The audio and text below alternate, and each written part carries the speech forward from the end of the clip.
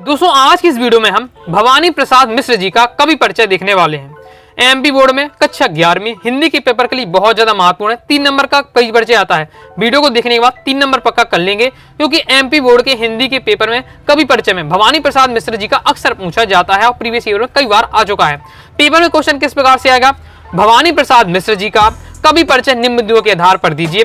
2 रचनाएं आपको लिखनी है, भाव पक्ष कला पक्ष लिखना पड़ता है, साहित्य में स्थान लिखना पड़ता है। ओके चलिए देख लेते हैं, ज्यादा नहीं लिखना है। देखिए 3 नंबर क्वेश्चन आना है पूरा। 1 नंबर आप 2 रचनाएं लिखते हैं, 1 नंबर पक्का। भाव पक्ष कला पक्ष लिखते हैं 1 नंबर, साहित्य में स्थान 1 नंबर। इस बार से 3 नंबर रहता है। ओके तो बस 2 लाइन में आपको 2 से 3 लाइन में भाव पक्ष, 2 से 3 लाइन में कला पक्ष बताना है, 2 लाइन में आपको साहित्य में स्थान और रचनाएं तैयार करके रखनी है। देख लेते हैं। ओके सिंपल लैंग्वेज में आपको देने का प्रयास करूंगा। तो 2 रचना है, गीत फरोश, सतपुड़ा के जंगल, सन्नाटा, बुनी हुई रस्सी, खुशबू के शिलालेख। यहाँ तो मैंने 4 से 5 आपको रचनाएं दे दी हैं, जो आपको याद हो जाए, जो आपको पसंद है आए वो ना कहें, कम से 3 तो याद करके रखिएगा। ओके 3 से 4 आपको याद करके रखना है। गीत फरोश, सतपुड़ा के जंगल, सन्नाटा, बुनी हुई रस्सी, खुशबू के शिलालेख, ये आपके उनके इंपॉर्टेंट मैंने रचनाएं आपको दी हैं। 3 को कम से कम आपको याद करके रखना है। भाव पक्ष देख लेते हैं।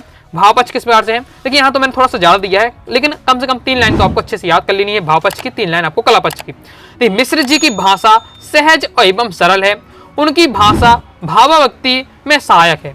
इन्होंने अपने काव्य में मुक्त छंद को अपनाया है। अपने भावों को सहज सरल भाषा शैली में व्यक्त करने में मिश्र जी कुशल रहे हैं।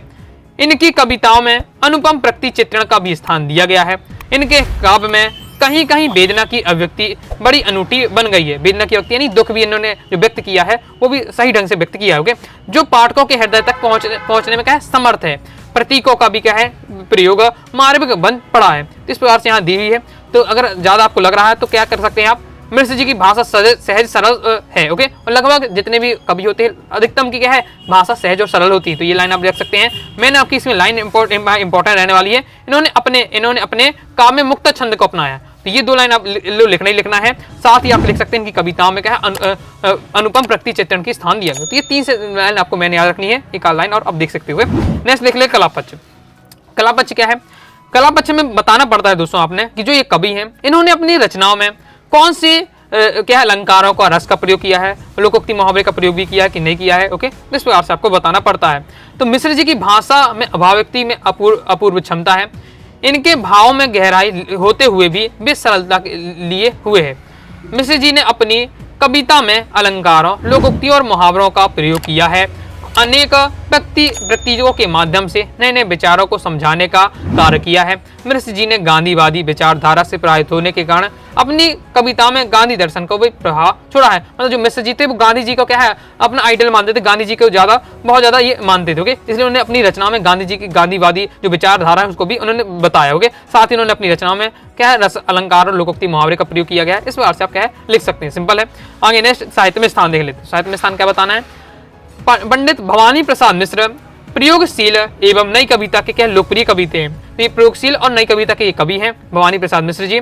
इनकी कविताओं में एक ऐसी सरलता और ताजगी है जो किसी अन्य कवि में नहीं दिखाई देती है। प्रयोगवाद एवं नई कविताओं के कवियों में इनका क्या प्रशंसनीय स्थान है। साथ ही आप ये लाइन तो हर में सेट कर सकते हैं, चाहे वो कवि परिचय हो, लेखक परिचय, याद रखिएगा। साहित्य में स्थान में आप इस प्रकार से लिख सकते हैं, आपके साहित्य हिंदी साहित्य की क्या है, अमूल धरोहर है। ओके आपको क्या है हिंदी जगत में क्या है हमेशा आपके लिए क्या है याद किया जाएगा। इस प्रकार से 1-2 लाइन आप लिख सकते हैं। ओके तो कंप्लीट हो जाता है, सिंपल आपका रहने वाला है, देख सकते हैं आप। ओके तो फिर अपने हिसाब से जो भी आपको लाइन सही लगे उनको 2-3 दिन आपको लिख लीजिएगा, कंप्लीट रहेगा। क्योंकि 3 नंबर में तो आपको है कम शब्दों में बताएंगे तो भी आपका काम हो जाएगा। तो आई होप आपको पसंद आएगा। इससे पहले दोस्तों मैंने आपको कबीर का, मीराबाई का बताया है, साथ ही प्रेमचंद का लेखक परिचय बताया है। सभी की वीडियो में लिंक इसी वीडियो के पिन कमेंट में दे दूंगा, जाकर देख लीजिएगा। तो आई दोस्तों आपको वीडियो पसंद है, वीडियो लाइक करके सब्सक्राइब जरूर कर दीजिएगा।